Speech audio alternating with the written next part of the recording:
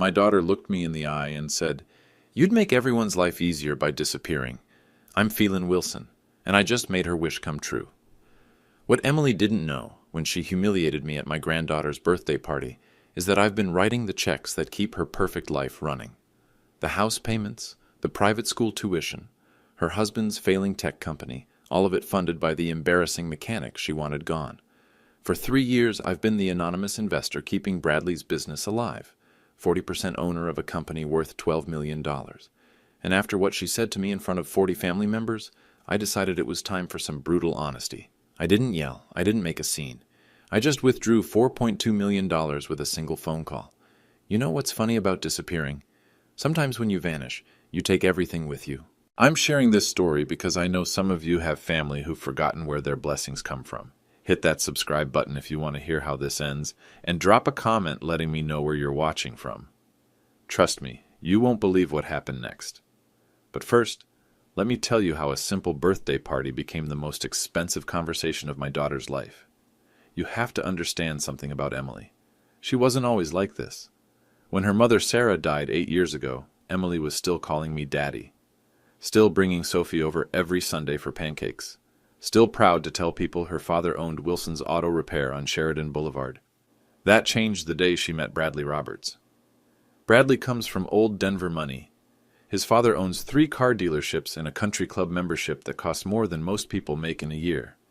When Emily started dating him, I watched my daughter slowly disappear. First, it was small things. She'd correct my grammar when I spoke to Sophie. "It's Sophie and I, Dad, not me and Sophie." She'd wince when I showed up in my work clothes to pick up my granddaughter. Then came their engagement party in 2022. I'll never forget walking into that Cherry Hills Country Club ballroom wearing my best suit, the same one I'd worn to Sarah's funeral. Emily took one look at me and whispered, "Dad, maybe you should sit at the back table." The back table, with the caterers, but I told myself it was wedding stress, new relationship nerves. She'd come around. Their wedding cost $680,000. I know because I paid for it. Emily asked me for help 6 months before the ceremony. Said Bradley's family was contributing, but they needed more for the venue she wanted. She cried when she asked. Real tears. Said it was her dream wedding and she couldn't bear to scale it down. So I liquidated some investments. Transferred the money quietly. Asked for nothing in return except to walk her down the aisle. 2 weeks before the wedding, she called me. "Dad, we need to talk about the guest list." Apparently, Bradley's family had concerns about the optics of having too many, how did she put it, working-class relatives at such an elegant venue. "You'll still walk me down the aisle," she said quickly. "But maybe you could leave right after the ceremony, before the reception?" I walked my daughter down that aisle, handed her off to Bradley, kissed her cheek, and left. I watched my only child's wedding reception from the parking lot, sitting in my 2019 Ford F-150, listening to the music through the country club's windows. That should have been my wake-up call. But then Sophie was born, my granddaughter. 5 years old now, with Sarah's eyes and Emily's stubborn chin. Every time I started to pull away, Emily would send me a photo of Sophie asking for Grandpa Jimmy, so I stayed close. Quietly helped with the mortgage payments when Bradley's first startup failed. Bought Sophie that $15,000 playground set for their backyard. Fixed Emily's Mercedes every time it needed work. Never charged her a dime. And every time, the respect grew a little thinner. Last month, Emily needed me to babysit Sophie while she and Bradley attended some business dinner. I showed up at their house in Highlands Ranch, the $840,000 house I'd helped them buy, and Emily met me at the door. "Dad, you can't park that truck in our driveway tonight. The neighbors will see." My truck. The same truck I'd driven to the hospital when Sophie was born. The truck Sophie loved riding in because it was big like Grandpa. "Where should I park?" I asked. "Around the corner, on the street." I parked around the corner, watched my granddaughter for 6 hours, left before Emily got home so she wouldn't have to see my truck again. But I was about to learn that even invisible wasn't good enough anymore. The phone call came on a Tuesday morning in September. "Dad, we have a problem." Emily's voice had that edge it gets when she's about to ask for something she knows she shouldn't. I was under the hood of a 2018 Camry, but I put down my wrench. "What's wrong?" "It's Bradley's company, TechFlow Solutions. They're having some funding issues." I knew about TechFlow. Bradley had started it 3 years ago with two MIT friends, some kind of software that helps restaurants manage their supply chains. Emily was always posting about their disruptive technology on Facebook. What kind of funding issues? They need bridge financing, $2 million, just to get through the next quarter until their Series B closes. $2 million. Said like it was $20 for gas. Emily, I don't have that kind of money lying around. She laughed, not a happy laugh. Dad, I know you do well with the garage, but I'm not asking you to fund it. Bradley's family has investors lined up. Real investors. I need you to not embarrass us during the process. What does that mean? The lead investor wants to meet the whole family. You know, due diligence, making sure Bradley comes from solid people. His words, not mine. I felt something cold settle in my stomach. And I told them you were consulting in the automotive industry. Consulting, like I wore a suit and carried a briefcase instead of crawling under cars with grease on my hands. Emily, Dad, please. This is Bradley's shot. Our shot. If this falls through, we lose everything. The house, Sophie's private school, everything we've built. Everything we've built. Like I hadn't been the one building it, one check at a time for 5 years. What do you need me to do? Just be normal. When you meet them, don't mention the garage. Don't tell any of your stories about fixing cars. Just be quiet. After I hung up, I sat in my office for 20 minutes, staring at the calendar. Sophie's birthday was coming up in 2 weeks. Her party at the country club that Emily had already planned, already paid for with money I'd quietly transferred to her account the week before. I thought about what I stood to lose if I kept playing along with this game. My relationship with Sophie, for one. Emily controlled that completely. If I didn't toe the line, if I embarrassed them, how long before my granddaughter stopped asking when Grandpa Jimmy was coming over?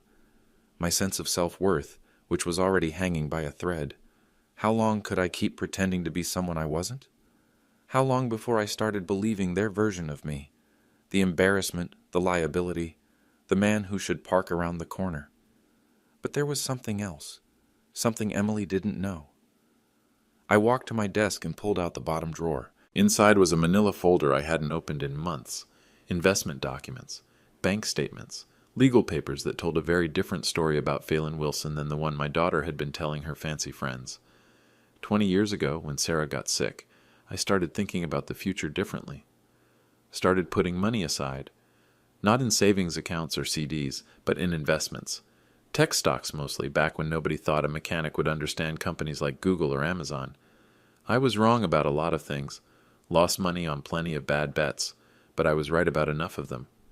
The Bank of America statement on top of the stack showed a balance of $3.2 million. That was just one account. There were others, and then there was the big one. The investment I'd made 15 years ago in a little software company started by 3 MIT kids who needed someone to believe in them when nobody else would. TechFlow Solutions. I owned 40% of my son-in-law's company, had for 3 years since they incorporated and needed serious capital. Bradley thought his anonymous angel investor was some Wall Street fund. He had no idea he'd been taking money from the man he was ashamed to call family. Emily wanted me to be quiet during the investor meetings, to not embarrass them. I was the investor, had been all along, and in 2 weeks, at Sophie's birthday party, I was about to find out just how far my daughter's embarrassment would go. Because if Emily couldn't respect the man who'd raised her, maybe it was time she met the businessman who'd been funding her lifestyle. The call came from building security at 2:47 p.m. on a Thursday. Mr. Wilson, this is Frank at TechFlow Solutions. I'm calling about your request to visit the 14th floor. I hadn't made any request. I was delivering lunch to Emily. Homemade chicken salad sandwiches like Sarah used to make for Sophie. Emily had mentioned she was working late, hadn't eaten. I'm sorry, what request? Your daughter, Emily Wilson Roberts, asked us to call you. She says you're not authorized to be in the building. I was standing in the lobby of Bradley's office building, holding a paper bag with sandwiches and Sophie's crayon drawing of our family. Through the phone, I could hear elevator music. Can you put Emily on the phone? She's in a meeting, sir, but she wanted me to explain that this is a secure building. We have protocols. 20 minutes later, Emily came down to the lobby. Her heels clicked against the marble floor like a countdown timer. Dad, what are you doing here? Bringing you lunch. You said you were working late. She glanced around the lobby. A few people in expensive suits were watching us. Her cheeks flushed pink. You can't just show up at my office. Why not? Because She lowered her voice. Because it's not professional. People will ask questions. What kind of questions? Questions I don't want to answer. I looked at my daughter. Really looked at her. She was wearing a charcoal gray suit that probably cost more than most people's rent.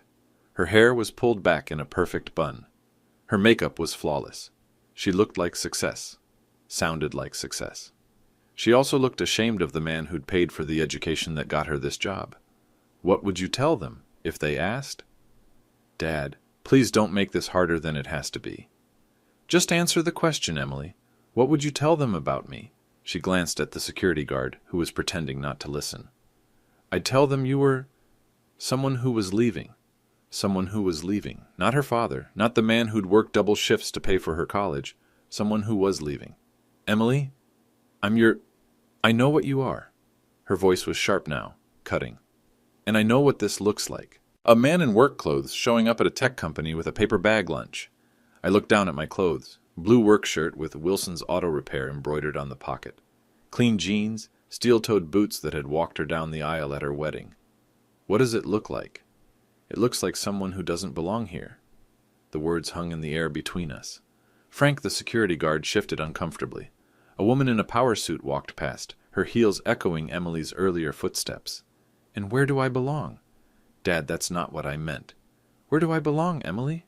She couldn't answer, or wouldn't. I handed her the paper bag. Sophie drew us a picture. It's in there with the sandwiches. Emily took the bag without looking at it. Thank you. She drew you in your office, drew me in my garage, drew her in the middle, holding both our hands. Emily's grip tightened on the bag. She told me she wants to work with cars like Grandpa when she grows up. Says fixing things is important. Dad, but I guess fixing things isn't professional enough for this building. I turned to leave, then stopped. Oh, and Emily? Next time you want me to stay away from your office, just ask. Don't send security to explain why your father isn't welcome. I made it to the parking garage before my hands stopped shaking. But as I sat in my truck, I realized something had shifted.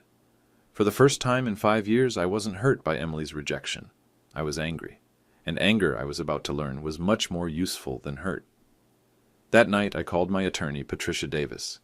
We'd worked together for 15 years, ever since I'd started making serious investments. She managed my portfolio, handled my contracts, kept my business affairs private. Patricia, I need to ask you something. Of course, Phelan, what's on your mind? If I wanted to attend a board meeting for TechFlow Solutions, what would that process look like? There was a pause. Phelan, you are a board member, silent partner status, but you have full voting rights. You could call a meeting tomorrow if you wanted. And if I wanted to review the company's current financial status? You're entitled to that information. It's your investment. What about current funding requests, pending deals? Phelan, you're 40% owner. There's no business deal they can make without your approval. After I hung up, I sat in my kitchen looking at Sophie's drawing that Emily had left behind in the paper bag. 3 stick figures holding hands, me in my garage, Emily in her office, Sophie in the middle. Sophie had drawn hearts over all our heads, but Emily had only seen the embarrassment of a father in work clothes. She had no idea that the man she'd banned from her office building owned nearly half of everything inside it. That was about to change. The next morning, I did something I hadn't done in 15 years. I called in sick. Instead of opening Wilson's Auto Repair, I drove downtown to the offices of Davis & Associates. Patricia had been my attorney since 2009, back when my first tech investment paid off and I realized I needed someone who understood both money and privacy. Phelan, you look tired. Patricia's office was on the 20th floor of a building 3 blocks from Emily's, floor-to-ceiling windows, mahogany desk, diplomas from Harvard Law on the wall. She was 52, sharp as a knife, and one of the few people who knew exactly how much money I'd made over the years. I need to understand my options with TechFlow. She pulled out a thick file folder. I was wondering when you'd ask. Bradley's been sending increasingly desperate emails about their funding situation. He's been emailing you directly? He thinks I represent the Anonymous Investor Consortium. Has no idea it's just you. She opened the folder. They need $2 million in bridge financing by October 1st, or they'll have to start laying off staff. What happens if they don't get it? Company folds. Your investment becomes worthless. I stared out the window at the Denver skyline. Somewhere down there, Emily was probably in another meeting, probably telling people her father was a consultant instead of a mechanic. What if I wanted to reveal my involvement? Patricia leaned back in her chair. That's your right. You've been remarkably patient, staying anonymous all these years. Most investors your size would want board meetings, quarterly reports, input on major decisions. I didn't want to complicate Emily's life. And how's that working out for you? I told her about the office incident, about Emily's embarrassment, about feeling like I was disappearing from my own family. Patricia listened without interrupting. When I finished, she was quiet for a long moment. Phelan, can I speak to you as a friend, not just your attorney? I nodded. You've been invisible for too long. You've let them create a version of you that serves their narrative, and now you're trapped in it. She pulled out another document, a bank statement I recognized. This account generates $89,000 a month in dividend income. Your real estate portfolio is worth $4.1 million. Your tech investments are valued at over $12 million. She spread the papers across her desk like a dealer showing cards. You're not just Emily's father who fixes cars. You're a successful businessman who chose to stay humble. There's a difference. Emily doesn't see the difference. Because you haven't shown her. Patricia walked to her window. There's something else you should know. Bradley's been reaching out to other potential investors. He's getting desperate. And one of them is Pinnacle Capital. They're known for hostile takeovers. If they invest, they'll want controlling interest. I felt something cold in my chest. Which means Bradley could lose his company entirely, and your investment along with it. I thought about Sophie's drawing, about Emily's dreams for her family's future, about the house I'd helped them buy, the school I'd helped them afford. What would you advise? Patricia smiled. It wasn't a particularly warm smile. I'd advise you to stop being a silent partner and start being a visible one. You've earned the right to be heard. She handed me a business card. Not hers, someone else's. This is Michael Torres. He's a financial journalist at the Denver Business Journal. Very discreet, very professional. If you ever wanted to tell your story... I pocketed the card without looking at it. Patricia, if I decided to attend Sophie's birthday party this weekend as Phelan Wilson the investor instead of Phelan Wilson the embarrassing father, what would that look like? Her smile got wider. It would look like a board meeting. As I drove home, I thought about the man Emily saw when she looked at me. Grease under the fingernails, work clothes, someone who didn't belong in her shiny professional world. She had no idea she was looking at the man who'd built that world for her. But she was about to find out. Saturday, September 28th. Sophie's 5th birthday party at Cherry Hills Country Club. I arrived at 2 p.m. sharp, wearing my best suit and carrying a gift bag with the custom-made dollhouse I'd spent 3 weeks building in my garage. Sophie had seen it in a catalog and fallen in love with it, a perfect replica of their Highlands ranch house, complete with working lights and tiny furniture. The country club's main dining room was decorated with pink balloons and a Princess Sophie banner. 43 guests, mostly Bradley's family and Emily's new social circle.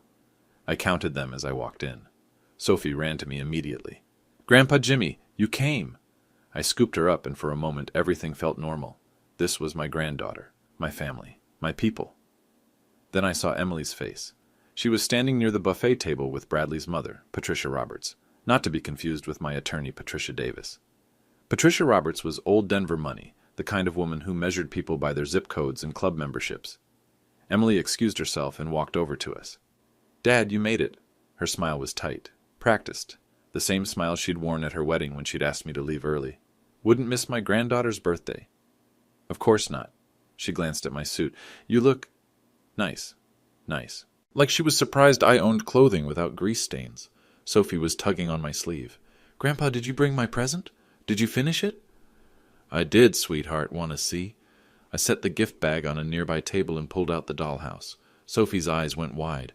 "It's our house. Look, Mommy. It's exactly like our house."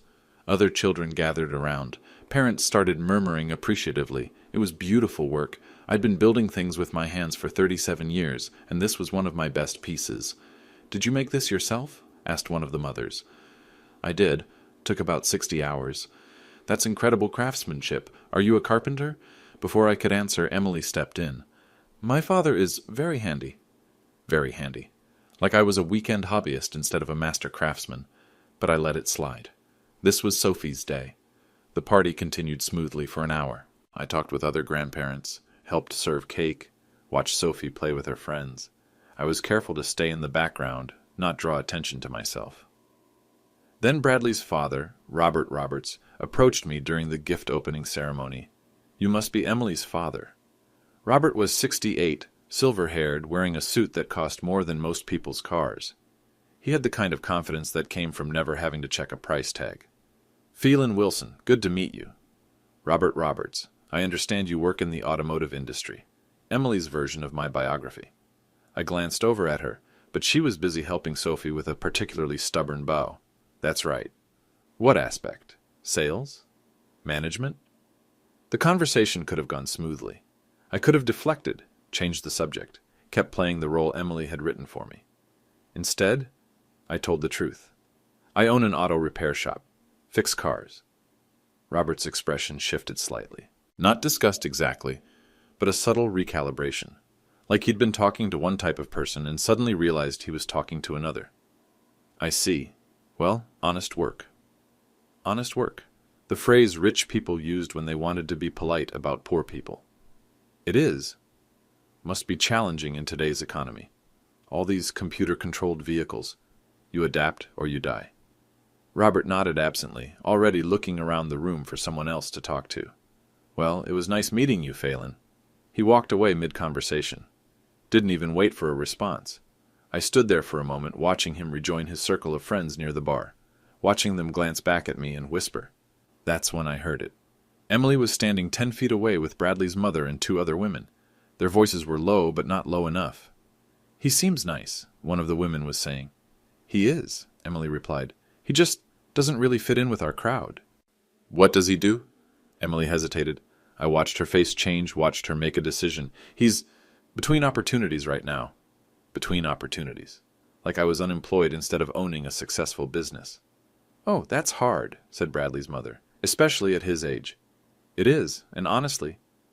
Emily lowered her voice further, but I could still hear every word.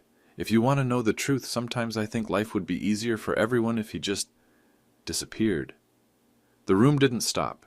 The party continued around me. Children laughed, adults chatted, servers refilled glasses. But for me, everything went quiet. My daughter, the woman I'd raised alone after her mother died, the woman whose education I'd funded, whose wedding I'd paid for, whose house I'd helped buy, had just told a room full of strangers that life would be easier if I disappeared. I looked at Sophie, who was playing with the dollhouse I'd spent 60 hours building for her, at the pink balloons I'd helped pay for, at the country club membership that my money had made possible. Then I looked at Emily, who was still talking to Bradley's mother, probably explaining how embarrassing it was to have a father who worked with his hands. I walked outside to the country club's terrace and called Patricia Davis.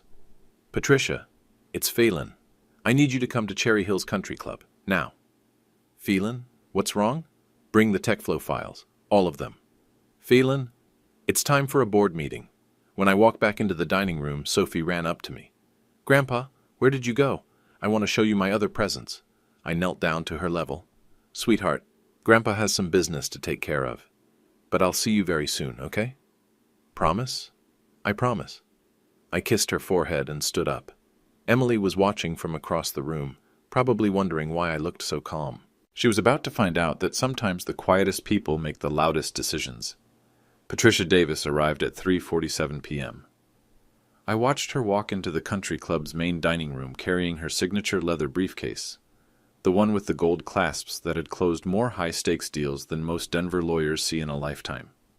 She was dressed like she always was for important business, navy suit, pearl earrings, the kind of quiet authority that made million-dollar investors listen when she spoke. The party was winding down. Most of the children had moved outside to the playground, their parents following with coffee and cocktail refills. Emily was near the gift table, organizing Sophie's presents into neat piles. She looked up when Patricia entered, probably wondering who this professional woman was and why she was here. "Phelan?" Patricia approached me with the focused calm she brought to every business meeting. "I have the documents you requested." Emily's head turned at the sound of my name. Her expression was curious but not yet concerned. "Thank you for coming so quickly." Patricia set her briefcase on the nearest table, the same table where Sophie's dollhouse sat surrounded by wrapping paper and birthday cards. "Should we find somewhere private to discuss this?" "No, here is fine." I raised my voice slightly, not shouting, just loud enough to carry across the room. Ladies and gentlemen, could I have your attention for a moment? Conversations stopped. Heads turned. Emily's face went pale. Dad, what are you doing? I ignored her and continued speaking to the room. I apologize for interrupting Sophie's birthday celebration, but there's some business that needs to be addressed. Bradley appeared at Emily's side. His face was confused, embarrassed. Phelan, maybe we should... Bradley, I'm glad you're here. This concerns you directly. Patricia opened her briefcase with 2 precise clicks. Inside were manila folders, legal documents, and bank statements, organized with the efficiency of someone who'd been managing complex investments for 20 years. Patricia, would you please explain to everyone who you are? Certainly. Patricia's voice carried the same authority she used in boardrooms. I'm Patricia Davis, senior partner at Davis & Associates. I've been Mr. Wilson's attorney and investment manager for 15 years.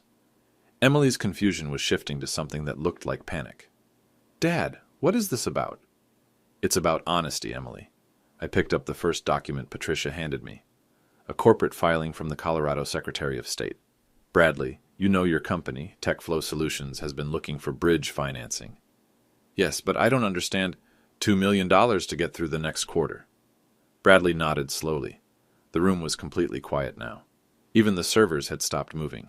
And you've been corresponding with an anonymous investor consortium about providing that funding. That's right. I held up the document. Patricia, would you please read the name of TechFlow Solutions' largest shareholder?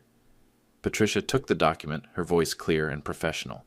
According to Colorado state filings, the largest individual shareholder of TechFlow Solutions with a 40% ownership stake is Phelan E. Wilson.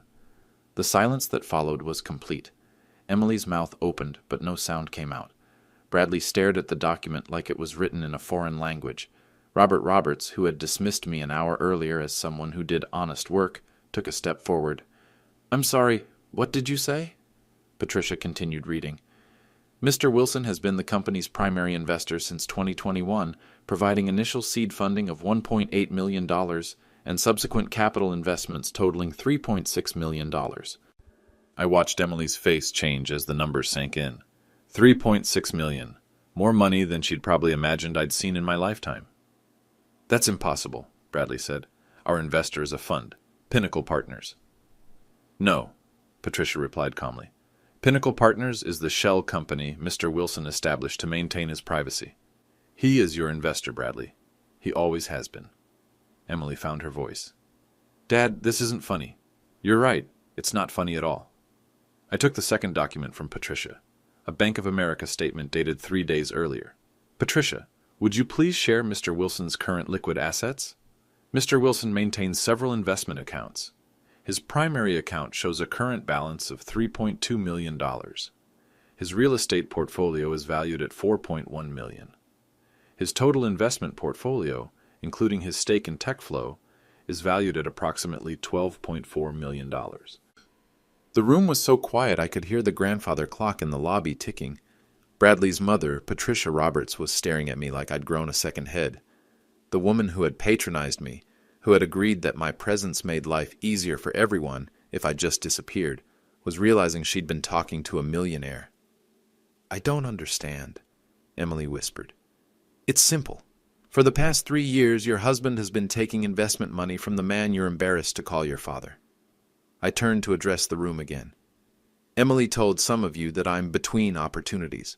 The truth is, I own Wilson's Auto Repair, 15 rental properties in Denver, and 40% of one of Colorado's fastest-growing tech companies. Bradley was shaking his head. But you're a mechanic. I am a mechanic. I'm also a businessman. I'm also Emily's father. I'm also the man who paid for her education, her wedding, and the down payment on your house. I looked directly at Emily. I'm also the man whose daughter just told 40 people that life would be easier if he disappeared. Emily's cheeks flushed red. Dad, I didn't mean... Yes, you did. Patricia handed me the third document, the one I'd been saving for last. This is a withdrawal notice for TechFlow Solutions bridge funding. I signed it this morning. Bradley's face went white. You can't do that. I can, and I have. As of Monday morning, your company will need to find $2 million from someone else. I folded the document and put it in my jacket pocket. Patricia, thank you for coming. I think our business here is concluded.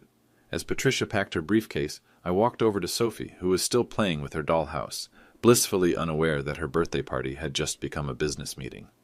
Happy birthday, sweetheart. Grandpa loves you very much. Then I walked out of the country club, leaving behind a room full of people who had spent the afternoon looking down on a man worth $12 million. Sometimes the best revenge is just telling the truth. Monday morning, 8:15 a.m. I was under the hood of a 2020 Honda Civic when my phone rang. Dad, please, we need to talk. Emily's voice was small, shaky, nothing like the confident professional who had been ashamed of me 3 days earlier. I'm working, Emily. Dad, you can't do this. Bradley's company is Bradley's company, not mine anymore. I continued working on the Honda while we talked. The customer needed it by noon, and a commitment is a commitment. But you'll lose your investment, too. Maybe, maybe not. Dad, please, can we just meet? Talk this through? I wiped my hands on a shop rag and checked the time.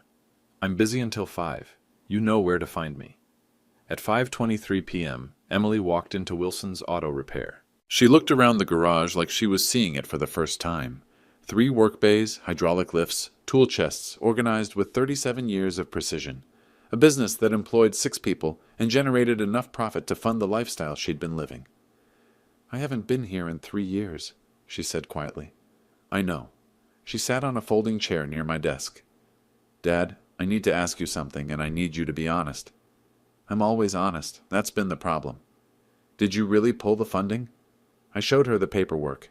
Withdrawal notice, dated and signed. Copy of the email sent to Bradley's business account. As of this morning, TechFlow Solutions has 72 days to find alternative financing. Emily stared at the documents. Why? Because respect isn't optional, Emily. I never disrespected you. I sat down across from her. On Saturday, you told 40 people that life would be easier if I disappeared. I didn't mean... You told them I was between opportunities instead of admitting I own a successful business. Dad, you banned me from your office building because you were ashamed of my work clothes. That's not... You made me park around the corner so your neighbors wouldn't see my truck. Emily was crying now. Not the manipulative tears she'd used to get wedding money, but real tears. Guilt and shame and fear. I was wrong. I know I was wrong. Yes, you were. But Dad, if Bradley's company fails, we lose everything. The house, Sophie's school, everything. I leaned back in my chair. Tell me about everything, Emily. What do you mean? You said you'd lose everything. Walk me retry continue. You said you'd lose everything. Walk me through what everything means. Emily wiped her eyes with a tissue from the box on my desk. The house payment is $4,000 a month. Sophie's private school is $1,800. Bradley's car lease? My car lease, the country club membership? How much of that can you actually afford on your salaries? She was quiet for a long moment. Maybe half. So the other half comes from where? You. Her voice was barely a whisper. It's always come from you. I nodded. The house down payment, Sophie's playground set, your wedding, the Mercedes repairs, the emergency loans that never get paid back. Yes. And in return, I get to be embarrassed by my own daughter at family gatherings. Emily's tears were coming faster now. Dad, I'm sorry. I'm so sorry. Sorry isn't enough anymore, Emily. I stood up and walked to the filing cabinet where I kept personal documents, pulled out a folder I'd prepared that morning. This is a financial summary of everything I've given you and Bradley over the past 5 years. Patricia helped me compile it. Emily opened the folder. Her face went pale as she read the numbers. $1.2 million, I said. That's how much I've invested in your lifestyle. I didn't know it was that much, because you never asked. You just assumed the money would always be there. I sat back down. Here's what's going to happen, Emily. I'm withdrawing my investment from TechFlow. Bradley can find other investors if his business plan is as solid as he claims. But I'm also stopping all financial support for your household. No more emergency loans, no more car repairs, no more private school tuition. Emily's hands were shaking. Dad, we can't afford... Then you'll figure it out, like adults do. What about Sophie? What about her? She'll have to change schools. We might have to sell the house. I looked at my daughter. Really looked at her. Emily, do you think Sophie cares about private school? Do you think she cares about living in Highlands Ranch? It's what's best for her. According to who? You? Bradley's family? Emily couldn't answer. Sophie wants to spend time with her grandfather. She wants to help me fix cars. She wants to play with the dollhouse I built her. I leaned forward. She wants a family that's proud of each other. I am proud of you. No, you're not. You're ashamed of me. Have been for 5 years. Emily was sobbing now. How do I fix this? Tell me how to fix this. I handed her another document. This is a proposal, a way forward. She read it through her tears. What is this? New terms. If you want my financial support to continue, here's what needs to happen. You want me to work here? At the garage? 2 days a week, mornings. Learn the business side. Understand what it takes to build something from nothing. I don't know anything about cars. You'll learn, or you won't, and you'll find another way to pay your bills. Emily stared at the document. And if I say no, then you say no. Bradley finds other investors, you downsize your lifestyle, and we see if our relationship can survive without money holding it together. What about Sophie? Sophie will always be my granddaughter. That never changes. But her birthday parties might be at Chuck E. Cheese instead of country clubs. Emily folded the document carefully. Can I think about it? You have until Friday. She stood to leave, then stopped at the door. Dad, for what it's worth, I really am sorry. I know you are, Emily. But sorry doesn't rebuild trust. Actions do. After she left, I called Patricia Davis. How did it go? She asked. She'll take the deal. You sound certain. She doesn't have a choice. Bradley can't find $2 million in bridge funding in 72 days. Not in this market. And if she says no? I looked around my garage. 37 years of honest work. A business that would survive whether Emily respected it or not. Then I'll know where I stand. And so will she. Sometimes the most powerful thing you can do is stop being available to people who take you for granted. Emily would learn that lesson one way or another. By Wednesday morning, the consequences were already visible. I was replacing brake pads on a 2019 Subaru when Marcus, one of my mechanics, looked up from his work. Boss, you see this? He held up his phone, showing me a Denver Business Journal article dated that morning. Local tech startup seeks emergency funding after investor withdrawal. The article was brief but accurate. TechFlow Solutions had lost its primary investor. Bradley Roberts, CEO, was quoted saying they were exploring multiple funding options and remained confident in the company's future. But I could read between the lines. When a company loses 40% of its funding 3 months before a major product launch, confidence doesn't pay the bills. That's the company your son-in-law runs, right? Marcus asked. Former investment, I said. Business relationship terminated. Marcus raised an eyebrow but didn't ask questions. He'd worked for me 8 years, long enough to know I didn't discuss family business during work hours. At lunch, Patricia Davis called with an update. Phelan, I thought you should know. Bradley contacted me directly this morning. What did he want? To negotiate. He's offering to buy you out at market value. With what money? That's what I asked. Apparently his father is willing to liquidate some assets. I considered this while eating my sandwich in the garage's small office. Robert Roberts, the man who had dismissed me as someone who did honest work, was now scrambling to buy out the honest worker. What's market value? I asked. Conservative estimate, $4.2 million for your stake. And if TechFlow fails without the bridge funding, your stake becomes worthless. Then Bradley's gambling that I'll take the sure money rather than risk losing everything. Smart business strategy, Patricia agreed. What do you want me to tell him? I thought about Emily, probably sitting in her Highlands ranch house, calculating how many months they could survive without my financial support. Thought about Sophie, who wouldn't understand why Grandpa's money suddenly wasn't available for private school and country club memberships. Tell him I'll consider it. Phelan? Yeah? You're not actually considering it, are you? No, but I want him to sweat for a few days. Thursday evening, Emily called. Dad, I'll take the deal. Which deal? Working at the garage. Learning the business. I'll do it. Her voice was steady, but I could hear the cost of the decision. Emily had spent 5 years building an image of herself as someone who'd transcended her blue-collar roots.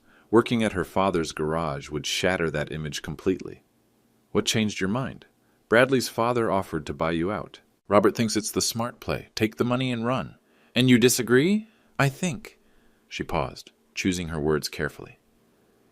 I think I've been looking at this wrong. You're not just my father who happens to have money. You're a businessman who happens to be my father. Meaning? Meaning if Robert Roberts wants to buy you out, it's because he thinks your investment is valuable. And if it's valuable, maybe walking away isn't the smart play. I smiled for the first time in days. Keep going. And I think I want to understand how you built this, how a mechanic becomes someone who can make $4 million investment decisions. It's not magic, Emily. I know. That's why I want to learn. Friday morning, Emily showed up at Wilson's Auto Repair at 8 a.m. sharp. She was wearing jeans and a simple blouse, the most casual I'd seen her dress in years. Her hair was pulled back in a practical ponytail instead of her usual professional styling. "Where do I start?" she asked. I handed her a clipboard with invoices from the previous week.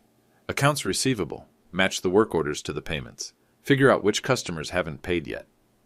"That's it?" "That's business. Money in, money out, and everything in between." Emily spent 3 hours on those invoices. When she finished, she looked up with an expression I hadn't seen since she was 12 years old, helping me balance the garage's books on Saturday mornings. "Dad, Mrs. Henderson hasn't paid her bill from 6 weeks ago." "I know. But it's $400. Why haven't you called her?" "Because Mrs. Henderson is 83 years old, and her Social Security check doesn't come until the 15th of each month." Emily stared at the invoice. "So you just wait." "I run a business, not a charity, but I also remember that Mrs. Henderson brought you cookies when your mother was sick." My daughter looked around the garage with new eyes. At Marcus, who had a daughter Sophie's age. At Tom, who was working his way through community college. At the steady stream of customers who trusted us with their cars and their problems. "This isn't what I expected," she said quietly. "What did you expect?" "I don't know. Something smaller." Emily was beginning to understand the difference between wealth and worth. Between having money and building something that mattered. It was a start. 6 weeks later, Sophie asked the question I'd been waiting for. "Grandpa, why doesn't Mommy live in the big house anymore?" We were in my garage on a Saturday morning. Emily was at the desk, working through vendor invoices while Sophie helped me organize tools. The new routine we'd settled into. "Sometimes people move to houses that fit them better," I said. Emily and Bradley had sold the Highlands Ranch house in October, moved to a smaller place in Lakewood, 15 minutes from the garage.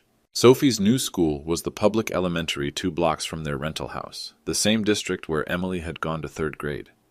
"I like the new house," Sophie said. "It has a big backyard for my dollhouse." The dollhouse I'd built was now the centerpiece of Sophie's new room, no longer competing for space with $15,000 playground equipment and designer furniture. "Grandpa," Sophie continued, "Mommy said you taught her about money. Can you teach me too?" I glanced at Emily, who was pretending to focus on invoices but listening to every word. "What do you want to know? Where does money come from?" "Money comes from work, from making things people need or fixing things that are broken or helping people solve problems." "Like fixing cars?" "Like fixing cars." Sophie nodded seriously. "Can girls fix cars?" "Girls can do anything they want, sweetheart. Your mom is learning to run a business. That's harder than fixing cars." Emily looked up from the desk. "Dad, I have a question about the Martinez account." Over the past month and a half, Emily had surprised me. She'd learned the garage's computer system, organized our customer database, and started calling delinquent accounts with a diplomacy I'd never mastered. She'd also made mistakes, significant ones, ordering the wrong parts, scheduling conflicts, misreading work orders, but she'd learned from each mistake instead of making excuses. What about the Martinez account? They want to set up a payment plan for their transmission repair, $800 over 4 months. What do you think? They've been customers for 6 years, never missed a payment. I think we should do it. I nodded. Write it up. Emily had stopped asking permission for every decision 2 weeks ago, started trusting her own judgment, started thinking like someone who understood that business was about relationships, not just transactions. "Dad?" she said quietly while Sophie was distracted with sorting washers by size. "Yeah? Bradley got the new funding." I heard. Patricia had called me the previous week. Bradley had found investors through his father's connections, at a much higher interest rate and with less favorable terms than I'd offered, but enough to keep TechFlow operational. He asked me to ask you if you'd consider staying on as a silent partner. What did you tell him? I told him he'd have to ask you himself. I looked at my daughter, who was wearing jeans with actual grease stains from helping me with an oil change the day before. Her manicure was chipped. Her hair was pulled back with a rubber band instead of designer accessories. She looked more like herself than she had in 5 years. "And what would you recommend?" I asked. Emily considered the question seriously. "I'd recommend that you make whatever decision serves your interests, not Bradley's." "And if that decision doesn't include TechFlow?" "Then it doesn't. You taught me that you can't build a relationship on one person's convenience." Sophie finished organizing the washers and climbed onto my lap. "Grandpa, are you and Mommy friends again?" I looked at Emily, who was watching us with an expression I couldn't quite read. "We're working on it, sweetheart." "Good. I like it when my family is together." As we cleaned up the garage that afternoon, Emily asked one more question. "Dad, do you forgive me?" "I forgive you. But more importantly, do you respect me?" She was quiet for a moment. "I respect what you built. I respect how you built it. And I respect that you gave me a chance to be part of it." That's all I ever wanted, Emily. Family isn't about money, but it is about respect. And respect, I'd learned, is something you can teach, if you're willing to stop accepting anything less. If you've made it this far, I'd love to hear your thoughts. Have you ever had to set boundaries with family? Let me know in the comments where you're watching from.